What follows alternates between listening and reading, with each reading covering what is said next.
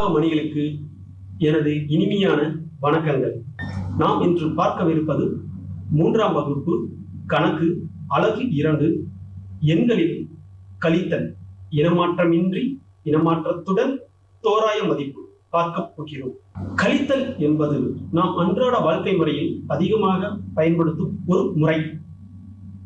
உதாரணமாக, உங்களிடம் ஒரு சிப்பு வாழைப்பழத்தில் 17 வாழைப்பழங்கள் உள்ளன என்று வைத்துக் கொள்வோம்.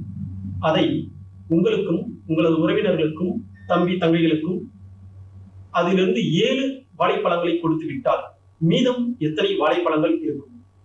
இதுவும் கழித்தல் தான். ஏற்கனவே நாம் 2ஆம் வகுப்பில் 2 இலக்க எண்களில் கழித்தல் பார்த்திருக்கிறோம். அதை பற்றி ஒரு முறை நினைவு கூர்வோம். ஏற்கனவே நாம் 2ஆம் வகுப்பில் ஈரிலக்க எண்களில் கழித்தல் பார்த்தோம். 45 கழித்தல் 35. முதலில் எழுதிக் கொள்வோம். 45 35. முதலில் எதிலிருந்து எதை கழிக்க வேண்டும்? முதலில் ஒன்றுகளை கழிக்க வேண்டும். ஒன்றுகளிடத்தில் 2 5கள் உள்ளன. 5லிருந்து 5ஐ கழித்தால் 0. 5 ஒன்றுகளிலிருந்து 5 ஒன்றுகளை கழித்தால் 0. அடுத்தது 10களை கழிக்க வேண்டும். 4 10களிலிருந்து 3 10களை கழித்தால் விடை ஒரு 10. ஆக மொத்தம் 45லிருந்து 35ஐ கழித்தால் 10. அடுத்ததாக 87ல் இருந்து 69ஐ கழிப்போம். முதலில் எண்களை எழுதிக் கொள்வோம். 87 69. இப்போது முதலில் எதை கழிக்க வேண்டும்? ஆம், ஒன்றுகளை கழிக்க வேண்டும். ஒன்றுகளிடத்தில் 7 9 இருக்கிறது. 7 ஒன்றுகளிலிருந்து 9 ஒன்றுகளை கழிக்க முடியுமா? முடியாதல்லவா? ஆகையால் 8 10களிலிருந்து ஒரு 10ஐ எடுத்துவிட்டால் 7 10கள் மீதம் இருக்கும். அந்த ஒரு 10 ஒன்றுகளிடத்தில் செல்லும் போது 10 ஒன்றுகளாக செல்லும். ஏற்கனவே நம்மிடம் 7 ஒன்றுகள் உள்ளது. 10 ஒன்றுகளையும் 7 ஒன்றுகளையும் கூட்டினால் 17 ஒன்றுகள். இப்போது 17 ஒன்றுகளிலிருந்து 9 ஒன்றுகளை கழிக்க வேண்டும். கழித்தால் விடை 8 ஒன்றுகள். அடுத்தது 7 10களிலிருந்து 6 10களை கழித்தால் விடை 1. ஆக மொத்தம் 18. 87லிருந்து 69ஐ கழித்தால் 18. 49லிருந்து 38ஐ கழித்தால் விடை 11. அதேபோன்று 99லிருந்து 55ஐ கழித்தால் நீங்களே கூறுங்கள் மாணவர்களே. 63லிருந்து 17ஐ கழித்தால் 46. 70லிருந்து 9ஐ கழித்தால் என்னவென்று நீங்களே கண்டுபிடித்து விடையை கூறுங்கள். முதலில் நாம் 3 இலக்க எண்களில் இனமாற்றமின்றி கழித்தலை ஆணிமணி சட்டத்தின் உதவியுடன் நாம் செய்வோம். அதனைத் தொடர்ந்து சில கணக்குகளையும் செய்வோம். 3 இலக்க எண்களில் இனமாற்றத்துடன் கழித்தல் இது சற்று கடினமான பகுதி. கவனமாக பார்த்தால் எளிமையாக உங்களுக்கு புரியும். இது என்னவென்று தெரிகிறதா மாணவர்களே? ஆம், ஆணிமணி சட்டம். முதலில் வலதுபுறம் மூலையில் இருப்பது ஒன்றுகள், அடுத்தது 10கள், அடுத்தது 100கள். இப்போ ஒன்றுகளுக்கான இடத்தில் மணிகளை கோர்ப்போமா? 1 2 3. அடுத்தது 10களுக்கான இடத்தில் மணிகளை கோர்ப்போம். 1 2 3 4 5 6 7. 7 மணிகள். அடுத்தது 100களுக்கான மணிகளை கோர்ப்போம்.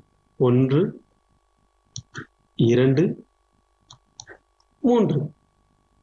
இப்போது ஒன்றுகளுக்கான இடத்தில் 3 மணிகள் உள்ளன. 10களுக்கான இடத்தில் 7 மணிகள் உள்ளன. 100களுக்கான இடத்தில் 3 மணிகள் உள்ளன. ஆக மொத்தம் 373. இப்போது கணக்குகளை பார்ப்போம் ஆணிமணி சட்டத்தின் உதவியுடன். 845 344 கழித்தல் ஆணிமணி சட்டம். முதலில் நாம் பெரிய எண்ணுக்கான மணிகளை கோர்ப்போம். பெரிய எண் என்பது 845. முதலில் எதை கோர்க்க வேண்டும்? ஆம், ஒன்றுகளை. எத்தனை ஒன்றுகள் இருக்கிறது? 5 ஒன்றுகள். 5 மணிகளை கோர்ப்போமா? 1 2 3 4 5. அடுத்தது பத்துகள். பத்துகளில் எத்தனை இருக்கிறது? ஆம், 4. 4 மணிகளை கோர்ப்போம். பத்துகளில் 4 மணிகளை கோர்ப்போம். 1 2 3 4. அடுத்தது நூறுகளில் எத்தனை நூறுகள் உள்ளன? 8 நூறுகள். 8 மணிகளை கோர்ப்போம். 1 2 3 4 5 6 7 8 கோர்த்து விட்டோம். இப்போது கழிக்க வேண்டும். முதலில் எதை கழிக்க வேண்டும்? ஆம், ஒன்றுகளை. 4 ஒன்றுகளை கழிக்க வேண்டும். கழிப்போமா? 1 2 3 4. அடுத்தது எதனை கழிக்க வேண்டும்? பத்துகளை. பத்துகளில் எத்தனை இருக்கிறது? 4. 4 மணிகளை எடுப்போம். 1 2 3 4. அடுத்தது நூறுகள். நூறுகளில் எத்தனை மணிகள் எடுக்க வேண்டும்? 3 மணிகள். 1 2 3. இப்போது மணிகளை எண்ணி எழுதுவோம். எத்தனை மணிகள் உள்ளது என்பதை எண்ணி எழுதுவோம். ஒன்றுகளில் ஒரே ஒரு மணி மட்டுமே உள்ளது. பத்துகளில் 0 மணிகள் உள்ளது. நூறுகளில் 5 நூறுகள் உள்ளது. இதனை அப்படியே எழுதுவோம். 501. 845 344 கழித்தால் 501. முதலில் 1 10 நூறுகளை முதலில் வரிசையாக நேராக எழுதிக் கொள்ளுங்கள் மாணவர்களே. 734 210 கழிக்கப் போகிறோம். ஆணிமணி சட்டத்தில் கோர்க்கப் போகிறோம். 734க்கான மணிகளை கோர்ப்போம். ஒன்றுகளில் 4 மணிகள். 1 2 3 4. பத்துகளில் 3 மணிகள். 1 2 3. நூறுகளில் 7 மணிகள். 1 2 3 4 5 6 7. இப்போது எதனை முதலில் கழிக்க வேண்டும்? ஆம், ஒன்றுகளை. எத்தனை ஒன்றுகள் இருக்கிறது? 0 ஒன்றுகள். கழிக்கலாமா கழிக்க வேண்டாமா? 0 என்பது எந்த ஒரு மணியுமே நீங்கள் கழிக்க தேவையில்லை. அடுத்தது பத்துகளில் எத்தனை கழிக்க வேண்டும்? 1 மணிகளை எடுக்க வேண்டும். எடுத்து விடுவோம். அடுத்தது நூறுகளில் 2 மணிகளை எடுக்க வேண்டும். 1 2. இப்போது மணிகளை எண்ணி எழுதுவோமா? ஒன்றுகளில் 4 மணிகள் உள்ளன. பத்துகளில் 2 மணிகள் உள்ளன. நூறுகளில் 5 மணிகள் உள்ளன. ஆக மொத்தம் 524. இப்போது ஆணிமணி சட்டத்தின் உதவியின்றி கணக்குகளை செய்ய போகிறோம். முதலில் ஒன்றுகள் பத்துகள் நூறுகளை எழுதிக் கொள்ளுங்கள். பிறகு எண்களை எழுதிக் கொள்ளுங்கள். 735 கழித்தல் 213. இப்போது முதலில் எவற்றை கழிக்க வேண்டும்? எதிலிருந்து எதை கழிக்க வேண்டும்? ஆம், ஒன்றுகளை கழிக்க வேண்டும். 5 ஒன்றுகளிலிருந்து 3 ஒன்றுகளை கழிக்க வேண்டும். கழித்தால் விடை 2. அடுத்தது பத்துகளை கழிக்க வேண்டும். 3 பத்துகளிலிருந்து ஒரு 10ஐ கழிக்க வேண்டும். கழித்தால் விடை 2. அடுத்தது நூறுகளை கழிக்க வேண்டும். 7 நூறுகளிலிருந்து 2 நூறுகளை கழித்தால் 5 நூறுகள். ஆக மொத்தம் 522. அதே போன்று வரிசையாக எழுதிக் கொள்ளுங்கள். எண்களை எழுதிக் கொள்ளுங்கள். 765 401. முதலில் எதை கழிக்க வேண்டும்? ஆம், ஒன்றுகளை கழிக்க வேண்டும். 5 ஒன்றுகளிலிருந்து ஒரு ஒன்றுகளை கழிப்போம். கழித்தால் 4 ஒன்றுகள். 6 பத்துகளிலிருந்து 0 பத்துகளை கழிக்க வேண்டும். 0 இருந்தால் எதையுமே கழிக்க தேவையில்லை. 6 பத்துகள். 7 நூறுகளிலிருந்து 4 நூறுகளை கழித்தால் விடை 3 நூறுகள். ஆக மொத்தம் 364. முதலில் ஒன்றுகள், பத்துகள், நூறுகளை எழுதிக் கொள்வோம். பிறகு எண்களை எழுதிக் கொள்வோம். முதலில் நாம் கழிக்க வேண்டியது ஒன்றுகளை. 4 ஒன்றுகளிலிருந்து 3 ஒன்றுகளை கழிக்கப் போகிறோம். விடை 1. அடுத்தது பத்துகளை கழிக்கப் போகிறோம். 4 பத்துகளிலிருந்து 2 பத்துகளை கழிக்கப் போகிறோம். கழித்தால் விடை 2. பிறகு நூறுகளை கழிக்க வேண்டும்.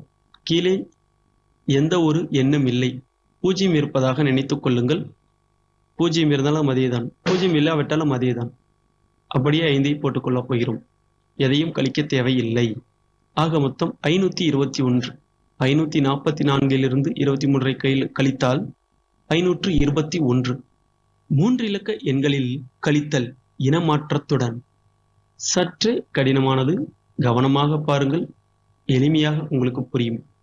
வழக்கம் போல் எழுதிக் கொள்ளுங்கள் மாணவர்களே. கணக்குகளை எழுதிக் கொள்ளுங்கள். ஒன்றுகள், பத்துகள், நூறுகளுக்கு இடையில் சிறிது இடைவெளி விட்டு எண்களை எழுதுங்கள். முதலில் எவற்றை கழிக்க வேண்டும்? ஆம், ஒன்றுகளை கழிக்க வேண்டும். 4 ஒன்றுகளிலிருந்து 8 ஒன்றுகளை கழிக்க வேண்டும்.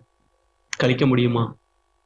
உங்களிடம் 4 ஆப்பிள்கள் உள்ளது என்று வைத்துக் கொள்வோம். 8 ஆப்பிள்களை தா என்றால் எப்படி? அதே போல் முடியாது. ஆகையால் அருகில் இருக்கும் 6 பத்துகளிலிருந்து 10 ஒன்றுகளை வாங்கிக் கொள்வோம். 6 பத்துகளிலிருந்து ஒரு 10ஐ எடுத்துவிட்டால் மீதம் 5 பத்துகள் இருக்கும். இங்கு வரும்போது 10 ஒன்றுகளாக வரும். ஏற்கனவே 4 ஒன்றுகள் இருக்கிறது, அவற்றையும் சேர்த்து 14. இந்த 14 எப்படி வந்தது? ஏற்கனவே இங்கு 4 ஒன்றுகள் இருக்கிறது. அருகில் இருக்கும் 6 பத்துகளிலிருந்து ஒரு 10ஐ கொடுத்தாச்சு. அந்த 10 ஒன்றுகள் பிளஸ் 4 கூட்டல் 4 இரண்டையும் கூட்டினால் 14. இப்போது 14 8ஐ கழிக்கப் போகிறோம். கழித்தால் விடை 6. அடுத்தது 5 3ஐ கழிக்கப் போகிறோம். 5 பத்துகளிலிருந்து 3ஐ கழிக்கப் போகிறோம். கழித்தால் விடை 2. 2 நூறுகளிலிருந்து 1ஐ கழித்தால் விடை 1. 264 138ஐ கழித்தால் விடை 126.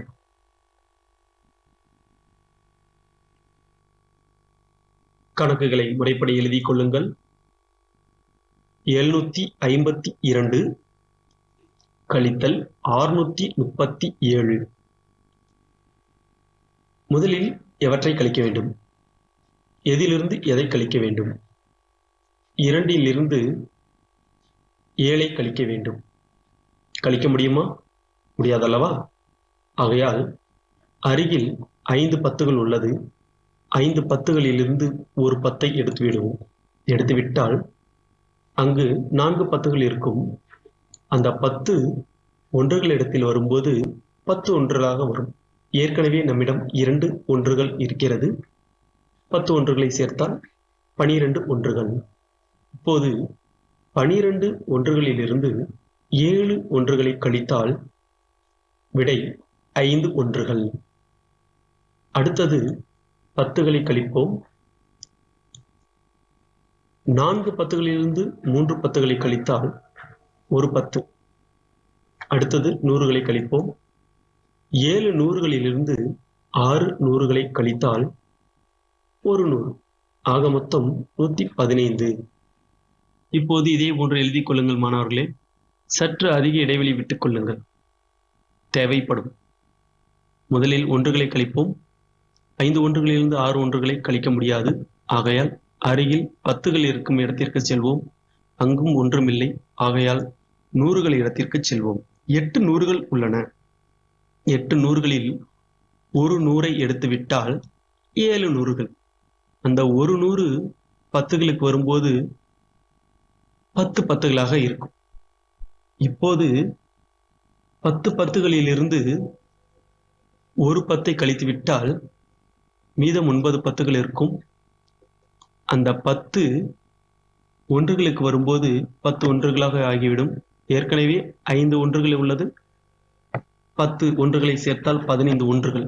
இப்போது 15 ஒன்றுகளிலிருந்து 6 ஒன்றுகளை கழித்தால் விடை 9.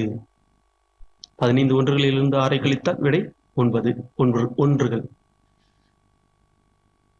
9 4 கழித்தால் 5.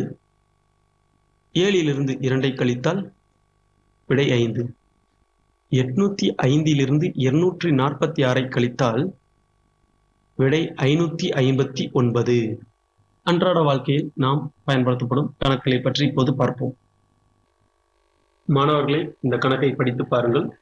A என்ற பண்ணையில் 452 மாங்காய்களும் B என்ற பண்ணையில் 349 மாங்காய்களும் உற்பத்தி செய்யப்படுகின்றன. 2 பண்ணைகளிலும் உற்பத்தி செய்யப்படும் மொத்த மாங்காய்களின் எண்ணிக்கையை கண்டுபிடி என்று கூறியுள்ளார்கள். மொத்தம் என்றாலே கூடுதல் தான். ஆகையால் A என்ற பண்ணையில் உள்ள மாங்காய்கள் 452, B பண்ணையில் உள்ள மாங்காய்கள் 349. இதை இரண்டையும் கூட்டினால் மொத்த மாங்காய்கள் கிடைக்கும்.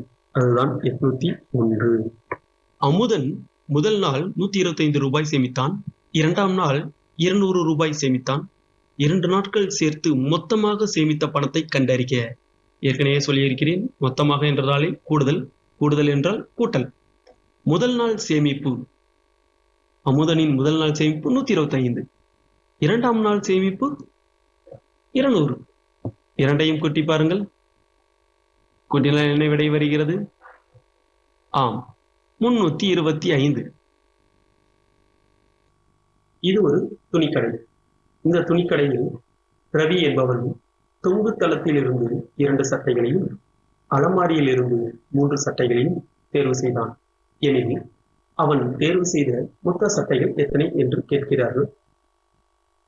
தொங்கு தளத்தில் இருந்து 2 சட்டைகள், அலமாரியில் இருந்து 3 சட்டைகள். இரண்டையும் கூட்டினால் விடை வந்துவிடும். நீங்களே கூட்டி பாருங்கள். வளவனின் முட்டை கடையில் ஒவ்வொன்றிலும் 10 முட்டைகள் கொண்ட 10 தட்டுகள் இருந்தன. அவன் 3 தட்டுகளில் உள்ள முட்டைகளை விற்றுவிட்டான். 2 தட்டுகளில் உள்ள முட்டைகள் அழுகிவிட்டன. இப்போது வளவனின் கடையில் உள்ள மீதமுள்ள முட்டைகளின் எண்ணிக்கை என்ன என்று கேட்டுள்ளார்கள். நாம் கணக்கு செய்து பார்ப்போம். வளவனின் கடையில் உள்ள மொத்த முட்டைகள் 10 10ஆக 10 தட்டுகள் உள்ளன. 10 கூட்டல் 10 கூட்டல் 10 10 முறை போட்டால் மொத்தம் 100 முட்டைகள் உள்ளன. வளவனின் கடையில் உள்ள மொத்த முட்டைகள் 100. அவன் விற்ற முட்டைகளின் எண்ணிக்கை கூட்டல் அழுகிய முட்டைகளின் எண்ணிக்கை. அவன் விற்ற முட்டைகள் 3 தட்டுகள். 3 தட்டு உள்ள முட்டைகள் 30, 10, 20, 30. அழுகிய முட்டைகளின் எண்ணிக்கை 10, 20.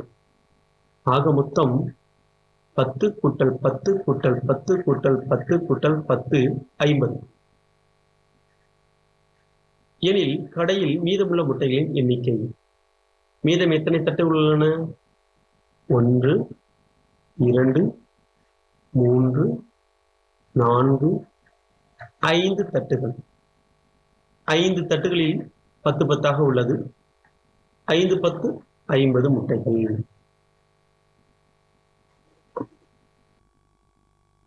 எண்களுடன் விளையாடு. ஏதேனும் 3 எண்களை தேர்ந்தெடுத்து ஒரு 3 இலக்க எண்ணை உருவாக்கு. அந்த எண்ணை திருப்பி எழுதி கூடுதல் மற்றும் வித்தியாசத்தை கண்டுபிடி. கணக்கில் பாதியை நான் செய்கிறேன், மீதியை நீங்கள் செய்யுங்கள். 2, 3, 7 நான் தேர்ந்தெடுத்த எண்கள். இன்றைய தேதியை நினைவில் வைத்து எழுதியிருக்கிறேன்.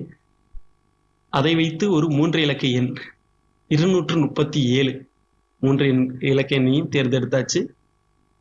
அதை திருப்பி எழுதி பார்த்துடலாம். 732 கூடுதல் 732 கழித்தல் 237. மீதியை நீங்கள் விடையை கண்டுபிடியுங்கள் மாணவர்களே. உங்களுக்கான ஒரு புதிர். நான் ஒரு 3 இலக்க எண் 5 10களை என்னுடன் கூட்டினால் நான் மிகப்பெரிய 3 இலக்க எண்ணாக மாறுவேன். எண்ணை கண்டுபிடி. கணக்கில் பாதியை நான் செய்கிறேன், மீதியை நீங்கள் செய்யுங்கள். 3 இலக்க எண் கூட்டல் 5 10கள் சமம் 999. ஏன் 999 என்றால் 3 இலக்க எண்களில் மிகப்பெரிய எண் 999. மீதியை நீங்களே செய்யுங்கள் மாணவர்களே. 2 எண்களையும் கண்டுபிடியுங்கள். தோராயம், தோராயமாக, குத்து மதிப்பாக அப்படின்னு நம்ம அன்றாட வாழ்க்கை முறையில் அதிகமாக நம்ம யூஸ் பண்ணுவோம். இப்போ மணி என்னாச்சு அப்படின்னு நம்ம கேட்டாங்கன்னு வச்சுங்களேன். யாராவது வந்து கேட்குறாங்க மணி என்னாச்சுன்னு கேட்டாங்கன்னா சரியா சொல்லாம 4 ஆக போகுது, மணி 5 ஆக போகுது அப்படின்னு சொல்லுவாங்க. சரியான மணி 3:55 3:45 இருக்கும். நம்ம 4ன்னு சொல்லுவோம். தோராயம். அதே மாதிரி எண்களின் தோராயம் என்பது 10களுக்கு முழுமைப்படுத்தியோ 100களுக்கு முழுமைப்படுத்தியோ கூறுவது. அதை தான் நாம் இப்போது பார்க்க போகிறோம். தோராயமாக எனது கையில் எத்தனை முக்கோணங்கள் இருக்கிறது என்று கூறுங்கள். தோராயமாக எனது கையில் எத்தனை முக்கோணங்கள் உள்ளன? 5 அல்லது 10 என்று கூறுவீர்கள். தோராய மதிப்புகளை எவ்வாறு கணக்கிடுவது என்பதை பற்றி நாம் இப்போது பார்ப்போம். முதலில் நாம் எண்கோடுகளை வரைந்து கொள்வோம். 0, 10, 20. இப்போது அம்புக்குறி எந்த கோட்டிற்கு நேராக உள்ளது? 7 என்ற கோட்டிற்கு நேராக உள்ளது. 7 என்பதை 10களுக்கு முழுமையாக்க வேண்டும். எதற்கு மிக அருகில் உள்ளது? 0 10? ஆம், 10ற்கு மிக அருகில் உள்ளது. ஆகையால் 7இன் முழுமையான எண் 10. அடுத்தது அம்புக்குறி எந்த கோட்டிற்கு நேராக உள்ளது? 11 என்ற கோட்டிற்கு நேராக உள்ளது. 11ற்கு முழுமையான எண் 10 20? மிக அருகில் 10 உள்ளது. ஆகையால் 11ற்கு முழுமையான எண் 10. அடுத்தது 15. சற்று கவனமாக பார்க்க வேண்டும். 15 என்ற எண் 10ற்கும் 20ற்கும் நடுவில் உள்ளது. இப்போது 10ஐ கூற வேண்டுமா 20ஐ கூற வேண்டுமா? இதே போன்று இருக்கும் சமயத்தில் எது அதிகமாக உள்ளதோ அதை நாம் எடுத்துக்கொள்ள வேண்டும்.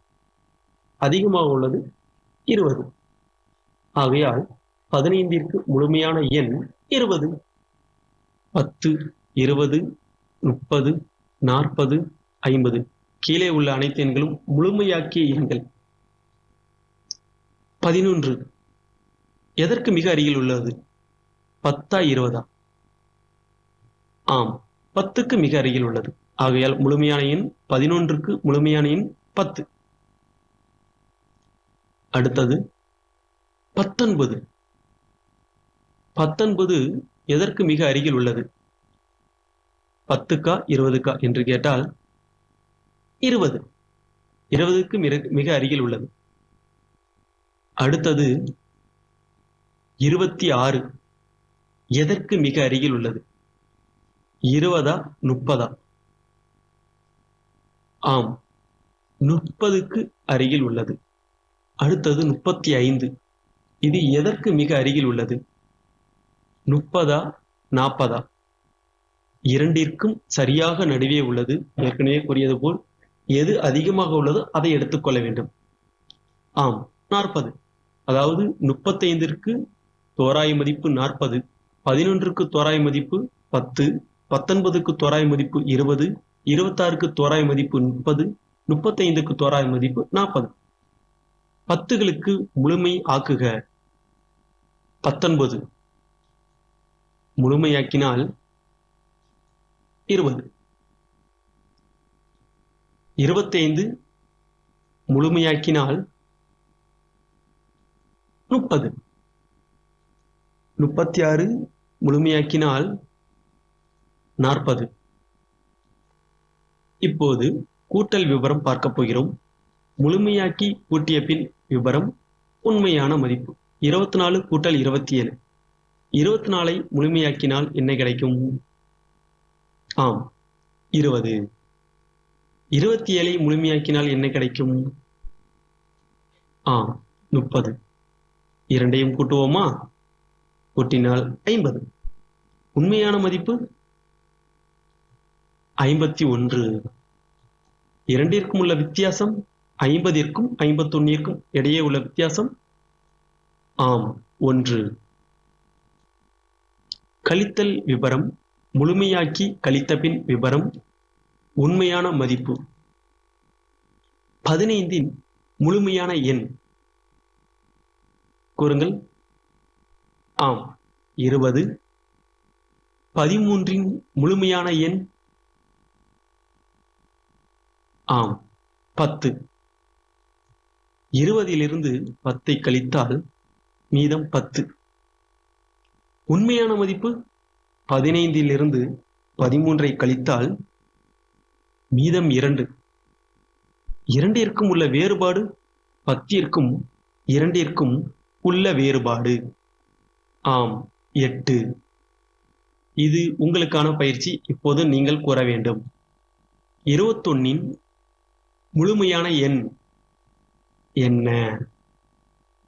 அடுத்தது 49 முழுமையான எண் என்ன? 36 முழுமையான எண் என்ன? இறுதியாக நாம் பயிற்சிக்கு செல்ல போகிறோம்.